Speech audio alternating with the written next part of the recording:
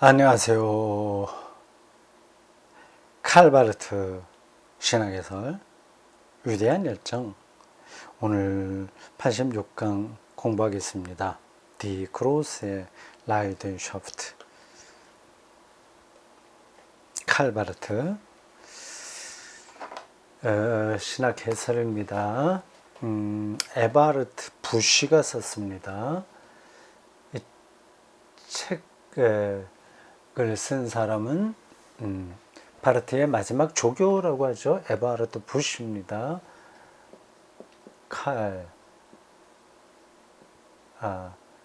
바르트의 신학해설.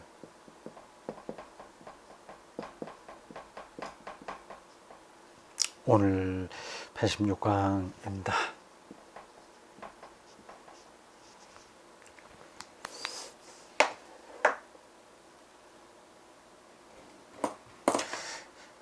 보자, 책 326쪽이네요. 지난 85강부터 새로운 챕터를 우리가 시작했습니다.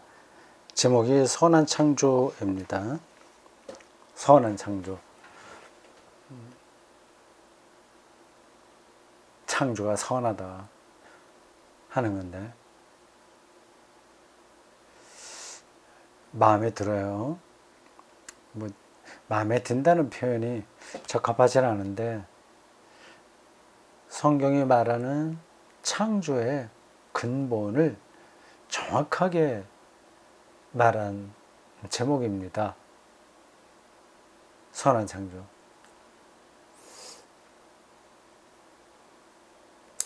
그렇다면 두 가지가 생각됩니다. 하나는 우리 각자가 다 하나님의 창조 아니겠습니까?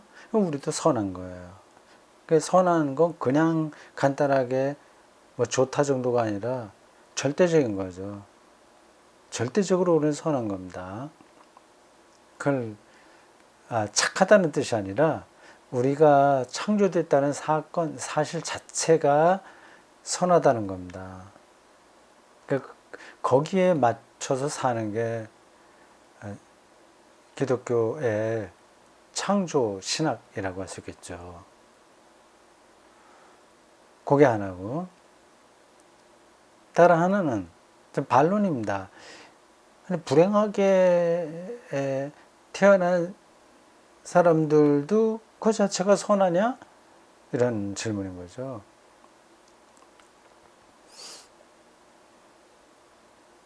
극복하기 어려운 장애를 갖고 태어난 사람들이 제법 많이 있습니다. 또 살아가면서 받는 장애도 있고 정신적인 장애도 있고 육체적인 장애도 있습니다. 극심한 가난이라든지 아니면 난민이 되는 운명이라든지 그런 것도 다 선한 창조에 속하냐, 이런 질문이 가능하죠. 어떻게 생각하십니까? 바르트는 당연히 그렇다고 말하고 저도 그렇다고 생각합니다. 왜 그러냐 하는 것을 설명하는 게 이제 창조론이라고 할 수 있겠습니다.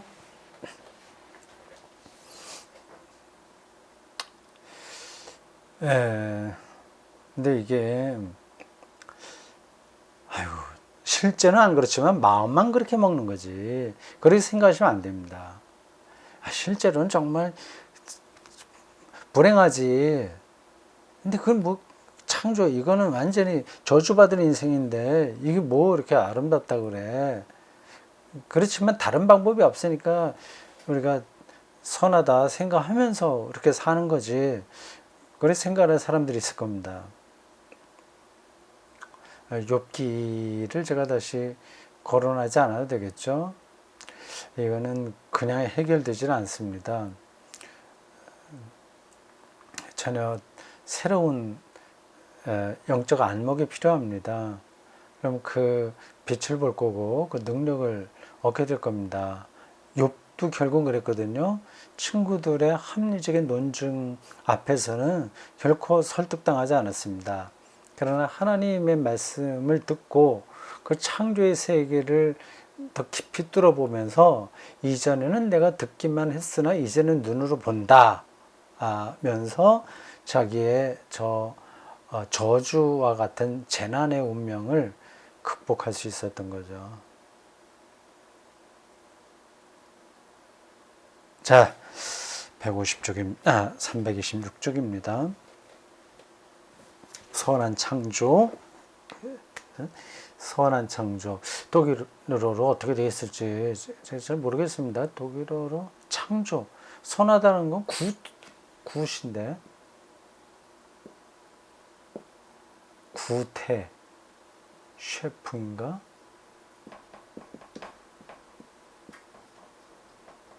이렇게 쓸까요? 잘 모르겠습니다. 정확한 단어는. 선한 창조. 머릿속에 넣읍시다. 충분하게 이해가 되지 않는다고 하더라도 바른 진리는 머릿속에 넣어두는 게 좋습니다. 어느 때가 되면 그게 크게 자기에게 다가오는 순간이 올 겁니다. 틀림없는 사실이에요. 예, 선한 창조. 우리는 많은 것, 나아가 점점 더 많은 것을 할 수 있고 원하고 성취하지만 바퀴는 비밀 위에 헛돌게 된다. 설교 비슷하네. 문장이요. 바르트의 글을 인용한 거네요. 교약 3부의 4학원 451쪽입니다. 바퀴는 비밀에 헛돈다. 우리 인생, 우리 현대 문명, 우리의 삶이라는 게. 왜냐하면 우리는 권력을 원하고 사용하는데 그것은 우리가 근본에서는 필요로 하지 않은 것이기 때문이다.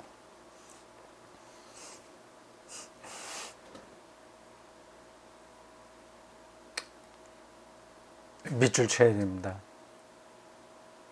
이게 설득이 안 될 거예요. 대다수 사람들에게는. 권력을 다 주려고 하잖아요. 돈을 버는 것도 다 권력입니다. 이런저런 여러 가지 자기 일을 높이는 거죠.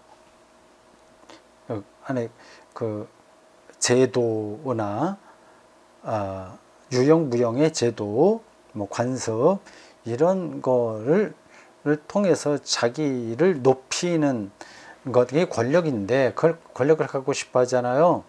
근데 그게 근본적인 차원에서 우리에게 필요하지 않는 겁니다. 그걸로 우리가 높아지지 않는 거죠. 사람들에게서는 높아질지 모르나 근본에서는 높아지는 게 전혀 없습니다.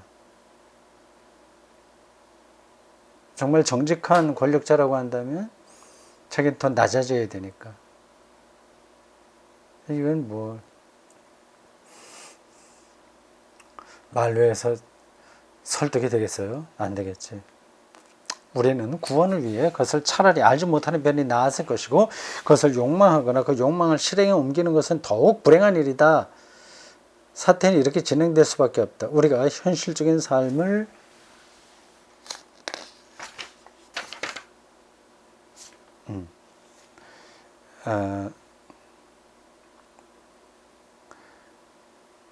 위에 현실적인 삶을 위해 실제로 필요로 하는 수준을 터무니없이 넘어서는 권력인 기술은 테크닉, 이것은 근본적으로 자기 자신이 의미와 목적이 되고 자기가 목적이 되고 스스로 존속하고 스스로를 갱신할 수 있게 하면 계속해서 문제가 있는 새로운 욕구를 불러일으키게 된다. 그 결과 기술은 매우 불합리하게도 장애를 일으키고 파괴하는 기술이 되면 전쟁과 파멸의 기술이 된다. 그러나 인간은 기술을 영혼이 없는 것이라고 비난해서는 안 된다. 오히려 인간 자신에 대한 권력을 소유하려는 비이성적인 의지를 비판해야 된다. 인간 자신이 근데 기술의 문제다. 요 문장은 앞선 강의에서 읽은 거군요. 아닌가요? 어떻게 된 거야? 내가 표시를 잘못했나? 하긴 어떻게 된 게 읽었다는 느낌이 드네요. 또 어떤 것도 새로운 거로 느껴지기도 하고. 제가 앞선 강독을 좀 졸려온 상태에서 했나? 됐습니다. 뭐 한 번 한 거라도 다시 반복해도 됐습니다. 그 바르트의 교육의학이라고 하는 책에서 직접 인용한 부분입니다. 그 다음 인간이 문제인 것은 그 창조를 하나님 없이 사유된 세계, 이 제목이 좀 이상하다고 그랬어요. 소제목. 하나님 없이 생각된 창조의 위험성, 창조를 하나님 없이 사유된 세계, 하나님 없이 손에 넣을 수 있는 세계로 만들었기 때문이다. 창조는 자연이라고 생각됩니다. 이 기술이 하나님 없이 내가 처리할 수 있는 대상으로 여기는 거죠. 인간이 그렇게 생각해 버리니까 문제가 되는 겁니다. 그렇지 않다면 기술은 우리에게 도움이 되죠. 그 세탁기 이런 것들이 여성들의 삶을 비약적으로 발전시키지 않았습니까?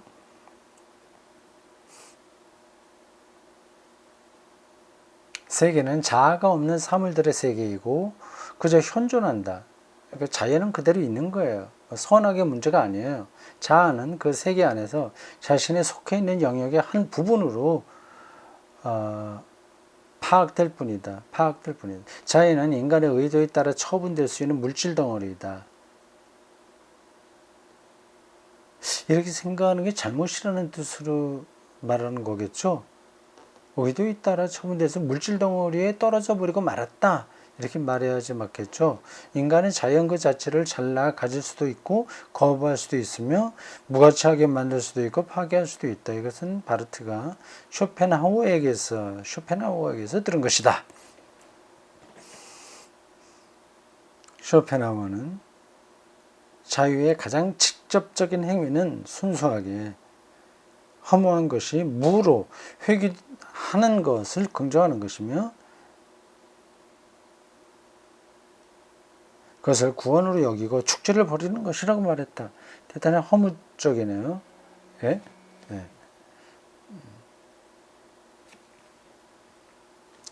허무주의적인 그런 표현이었습니다.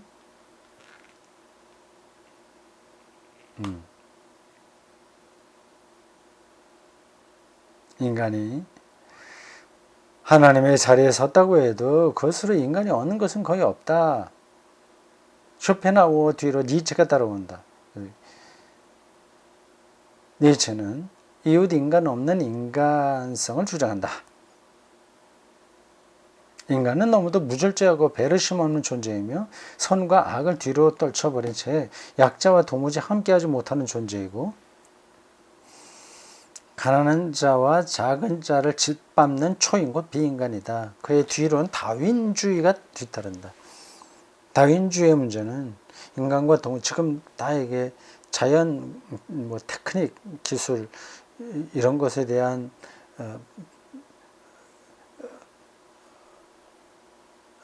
문제들을 바르트가 설명하기 위해서 다른 철학자들의 설명을 끌어들이는 겁니다. 다윈주의의 문제는 인간과 동물을 함께 묶어서 본다는 것이 아니라 인간성을 동물을 기준으로 해서 정의한다는 데 있다. 동물과의 구분을 상실한 후에 인간은 주변 세계와 진정한 관계를 이룰 능력도 상실한다. 왜냐하면 인간성은 본능적 충동의 실현 안에서 찾아지기 때문이다. 아주 그냥 문자적인 혹은 근본주의적인 차원에서 다윈주의라고 하는 것은 그저 본능에 충실한 거죠. 우리는 오늘날 그런 세계관이 남긴 악한 열매들을 수확하고 있다.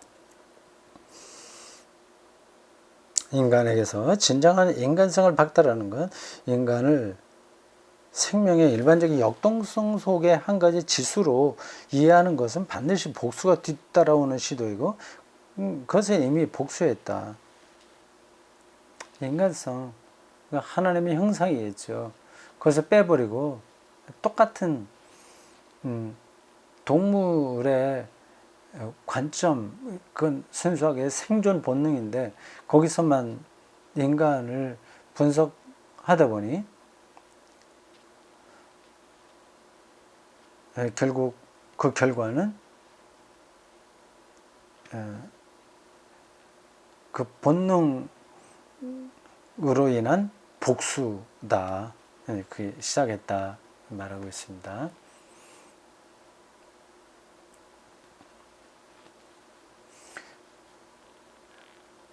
이와 같은 사상가들은 카오스를 탐구하지 않았다. 앞에서 열거한 여러 그 학자들 말에 쇼펜하우어, 니체, 다윈 이 사람들 카오스를 연구하지 않았다. 카오스 혼동이라는 뜻이죠. 완전히 막 질서가 없는 상태, 카오스, 무질서. 이게 무슨 뜻으로 했을까요? 뭐, 요 문장만 읽고 말하려면 할 수 있긴 있는데, 일단, 바르티 입장을 따라가는 게 좋겠습니다.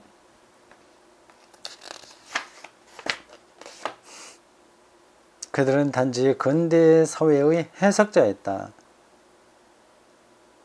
바르트는 이와 같은 잘못된 길의 시작에 대해 그리스도교 신학에게도 책임이 있다고 본다.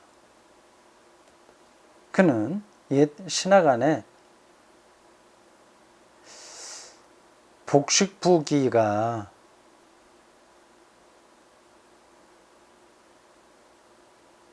그것의 역사적인 원인 가운데 하나라고 뽑는다. 복식부기가.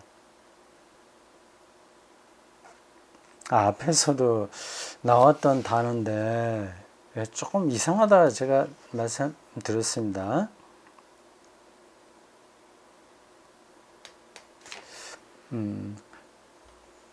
역자가 여기에는 그 줄을 달았군요. 성서와 세상의 책을 동시에 사용하는 것.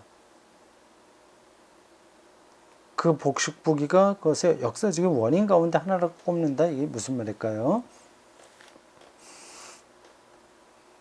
그래서 성서의 근거에서만 보지 않고 세상의 책도 참조하는 것, 세상의 책을 성서와 그 비슷한 권위로 다루는 것, 이게 문제라는 거 아니겠어요? 조금 더 설명을 들어봐야 되겠습니다. 복식부기 앞에서는 이중장부가 맞지 않나 하는 말을 누가 하긴 하셨습니다. 요건 독일어 원어를 좀 다뤄주면 참 좋은데 번역자가 줄을 달 정도로 했으면서 왜 이런 단어는 독일어를 달지 않았을까요?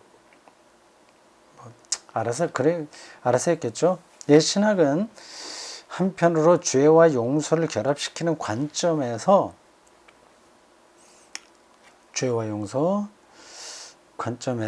그리스도 안에 있는 하나님과 인간 사이의 은혜의 계약을 힘주어 말하긴 했다. 예, 뭐 문제가 아니죠. 그러나 다른 한편으로 옛 신학은 뭘 얘기하는 걸까? 어느 시대의 신학을 얘기하는 거야? 옛 신학하면 이게 완전히 교부들 신학처럼 느껴지잖아요. 그건 아니고요. 교부 신학이 아니라 정통주의 신학, 17세기, 8세기 그거 얘기하는 거니까요. 다른 한편으로 옛 신학은 넓은 분야, 국가론이나 창조론에서는 대부분 그 결합의 관점에서 시작하지 않았다. 하나님과 인간 사이의 은혜의 계약, 여기 생각하지 않았다. 결국 루터교 신학자들의 잘못을 짓는 것 같아요. 옛 신학은 옛 신학이라고 하면 좀 안 될 것 같은데요. 읽다 보니까 자꾸 다른 어떤 특정한 시기에 신학을 얘기하는 것 같습니다. 독일어로 뭐라고 나온지 모르겠습니다. 알테 테올로기, 올드 티얼라지 이런 표현으로 되어 있을까? 뭘까? 이게 애매합니다. 옛 신학 하면, 예신학은 그곳에서는 어떤 다른 책을 펼쳤고 국가나 자연 문제에서는 성서를 펼치지 않고 뭐 다윈 책을 펼치거나 뭐 그렇다는 거죠. 하나님에 관해서 말하겠다고 했을 때도 은혜로 우리와 결합하신 하나님을 빠뜨리고 말았다. 그러니까 하나님 없이 창조를 생각하게 되면 따라오는 위험성, 그게 바로 이 소지목이 가르치는 것 같습니다. 하나님 없이 생각된 창조 위험성. 하나님을 빼놓고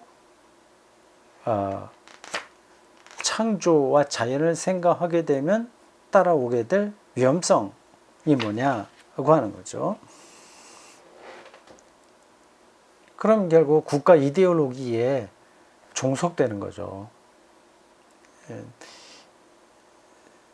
히틀러의 그 게르만 민족 절대화 이런데 신학적인 근거를 제공하는 정도로 떨어지게 되겠죠. 바르트의 직접 글을 인용했습니다. 계몽주의의 태양은 계몽주의 17, 18세기입니다. 그러니까 예신학이 그 옛날 가르치는 게 아니에요. 교부 신학을 가르치는 게 아닙니다. 지난 신학, 바로 앞선 세대, 그러니까 17, 8세기 세대를 가리키는 겁니다. 계몽주의의 태양은 이 두 권의 책들 사이에 손익계산이 조만간 초래하게 될 것을 계시했다. 아무도 두 주인을 섬길 수는 없다. 그 과정의 결과가 언제나 그러했듯이 사람들이 다른 주인을 섬겼다면 그때 사람들은 나쁜 나무에서 자라나는 열매들에 대해 놀라서는 안 될 것이다.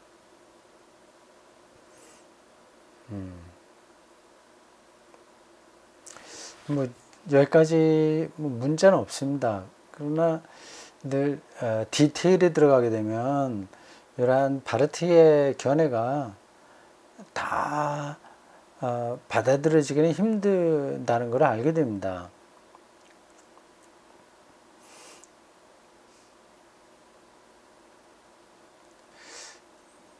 그 동성애자들에 대한 것, 요즘 이제 그게 한국교회 큰 이슈라서 자꾸 얘기하게 됩니다. 그 문제를 성경이 어떻게 했다고 해서 그대로 주장하는 사람들이 이제 한국의 대다수 교회에 속한 사람들이에요. 성경에는 분명히 그런 문제들을 정죄하고 있습니다. 근데 생물학이나 오늘의 새로운 젠더 등등 두루두루 그런 관점에서는 그 문제가 전혀 다른 시각에서 받아들여지게 되는 거죠. 동성애적인 경향을 갖고 태어난 사람들을 억지로 이성애자로 만드는 것은 이런 현대 이 생물학에서 보면 잘못된 거죠.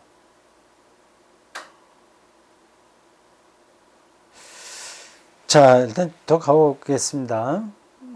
이와 같은 길 전체, 곧 은혜의 계약을 바르트가 오늘 살아있다면 동성애자들 문제를 저 한국교회가 대하듯이 하지 않을 겁니다.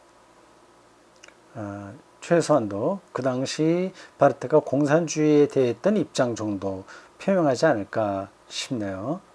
아직 그 결과가 나타나지 않았으니 기다려보자, 인내해보자 정도로 말이죠.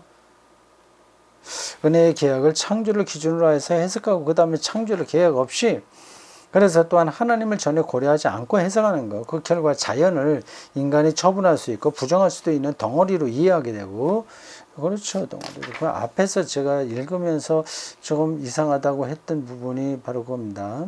327쪽 중간에 자연은 인간의 의도에 따라 처분될 수 있는 물질 덩어리다. 이걸 바르트가 그렇게 본다는 게 아니라 현대 생물학과 그 하나님 없이 이 세계를 인간의 의지로 판단해 버리려고 하는 입장에서 볼 때 그렇다는 겁니다. 마지막으로 인간 없이 그리고 동물적 충동을 기준으로 이해하는 길은 바르테에 의하면 그 출발점 가운데 하나를 신화가 아니고 하나님이 인간과 세계 없이 홀로 존재한다고 생각하고 하나님을 창조의 관점에서 바라보면서도 하나님이 창조와 본질적으로 결합되어 있지 않다고 보는 신학 안에 두고 있다. 그렇게 생각하는 신학은 오해하지 마십시오. 바르트가 이 창조론을 이렇게 말한다고 해서 진화론 자체를 부정하는 건 아닙니다. 그럴 수가 없죠. 근데 그걸 오해할 수가 있어요. 그렇게 생각하는 신학은 위에 잘못된 길로 들어서는 것을 가능하게 만들었고, 창조, 자연 이 문제는 하나님의 약속과는 좀 거리를 두고 우리가 해결해야 된다는 그런 쪽으로 들어가게 됐고, 그 길이 진행되는 모든 단계에서 무기력하게 바라봐야만 했으며, 나아가 앞서 도입해온 사용해온 복식부기를 근거로 삼아 그 길을 좋게 평가해야만 했다.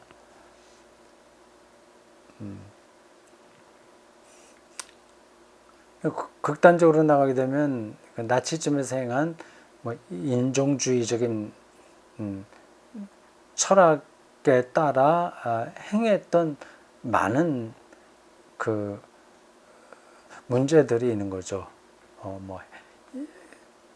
유대인과 집시와 등등등등 그들 향한 집단 살해와 실험 대상으로 만들고 그런 것들 많이 있지 않습니까? 그런 방식으로라도 기술, 테크닉에 어떤 그 정당성을 확보해 주게 된다는 거죠. 결과적으로 그래야 된다는 겁니다. 여기서 우리는 왜 바르트가 그 길을 벗어나는 것이 매우 심각하고 또 매우 위중한 책임의 과제를 보았는지를 이해할 수 있다. 계속 선한 창조를 이야기하고 있습니다. 근데 그 창조 문제를 하나님의 약속이라고 하는 관점에서, 계약 관점에서 보지 않고 그걸 또 하나 영역으로 완전히 내밀어 놓게 된다면 결국 이 자연은 하나님 없이 사유됨으로써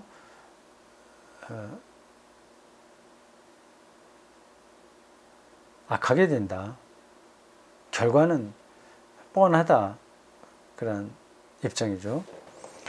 이런 것들을 우리 한국의 일반적인 교회에서 말하는 창조론, 창조과학회에서 주장하는 거 비슷한 것으로 보면 큰 착각입니다.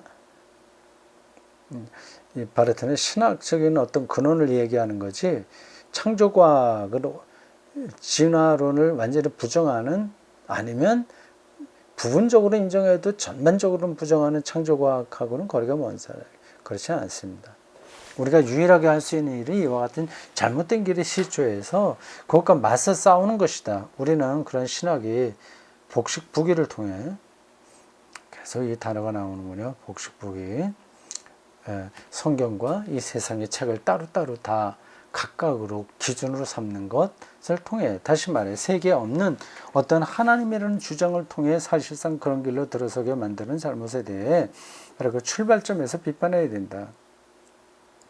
세계의 일은 그 사람들이 하게 내버려두고 우리는 하나님만 얘기하면 된다. 이거 잘못됐다고 거죠.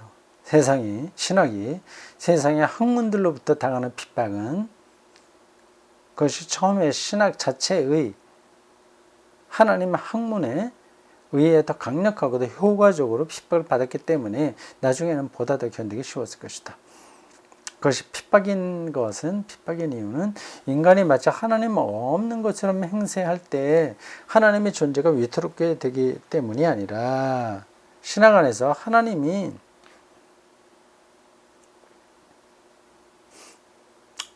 인간으로부터 분리되고 인간이고 굴복한 것으로 생각될 때 인간의 존재가 위태로워지기 때문이다. 하나님에게 관심을 사람이 두지 않는다고 해서 하나님이 속된 편으로 손해볼 건 하나도 없는 거죠. 그렇게 인간의 과학, 자연, 기술 이런 데서 하나님을 몰아냄으로써 오히려 인간 존재가 위태로워진다. 그 얘기입니다. 정확하게 신학적으로 들어보고 있는 거죠.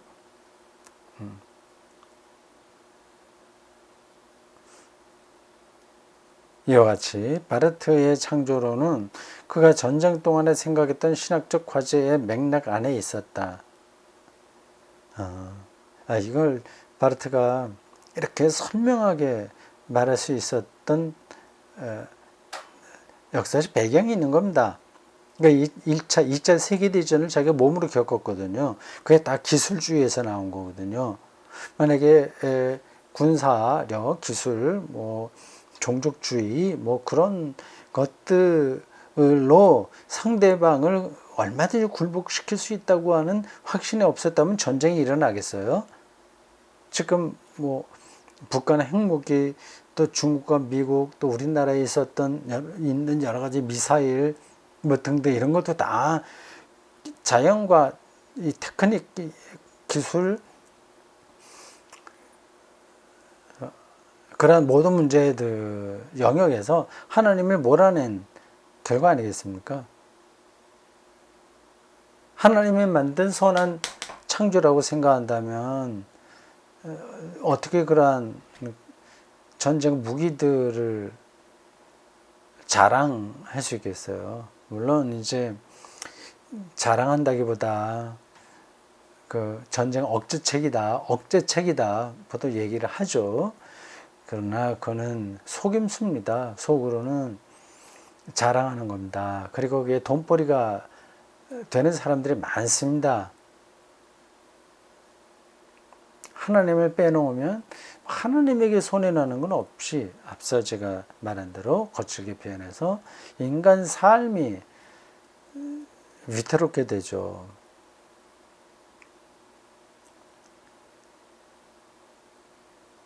전쟁 동안에 생각했던 신학적 맥락 안에 있다.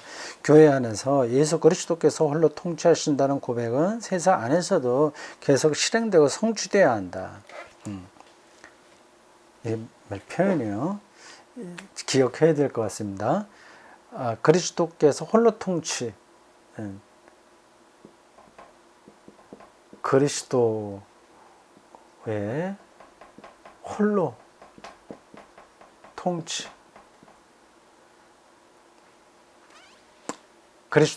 예수 그리스도만이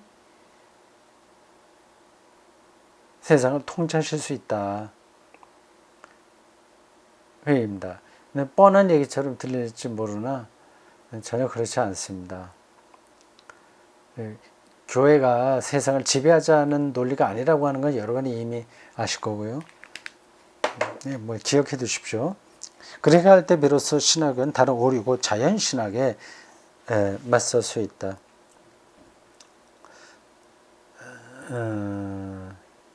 자연신학은 하나님, 그분의 계시, 그분의 은혜를 세상을 기준으로 삼아 생각하려고 한다. 근데 자연신학자가 다 그런 건 아닌데, 이게 좀 어려운 겁니다. 자연신학. 네이처 티올로지라고 했었겠죠.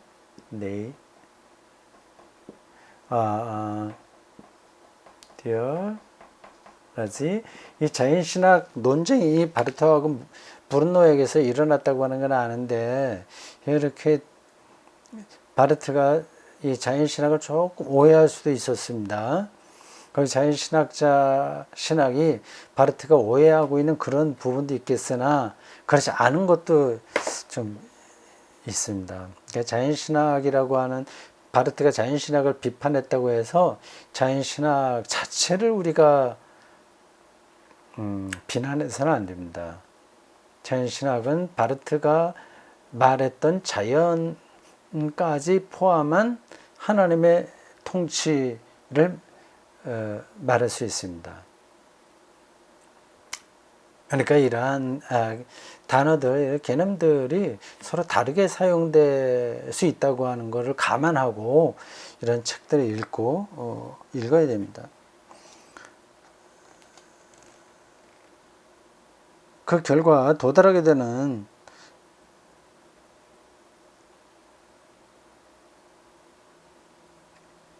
결론은 하나님, 자연신학이 하나님 그리고 그분의 은혜와 계시를 전혀 생각하지 않고 오직 세계만을 비밀리에 하나님 없이 은혜 없이 비인간적으로 사고하게 된다는 사실이다.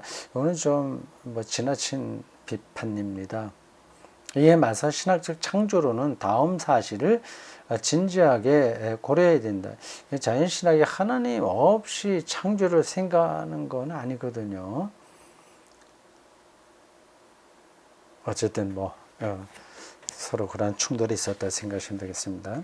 마지막 문장입니다. 믿음은 반드시 먼저 하나님을 바라봐야 되며 믿음 안에서 하나님의 특별한 계시를 보아야 하고 그 다음에 비로소 일반적인 피조물의 역사, 곧 자연 역사를 보아야 한다. 네.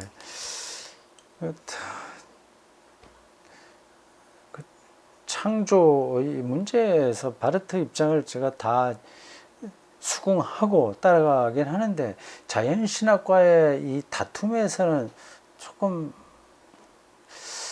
왜 너무 지나치다 이런 생각이 들 때가 듭니다. 그건 바르트의 그 상황이 지금하고 달라서 그럴 겁니다. 나치즘이 벌였던 만행, 1차, 2차 세계대전의 경험 그런 것들이 자연신학을 향해서 약간 오해할 소지를 바르트에게 제공된 게 아닌가, 오해가 제공된 게 아닌가 하는 생각입니다. 좀 복잡해요. 네, 여기까지 하겠습니다. 수고했습니다.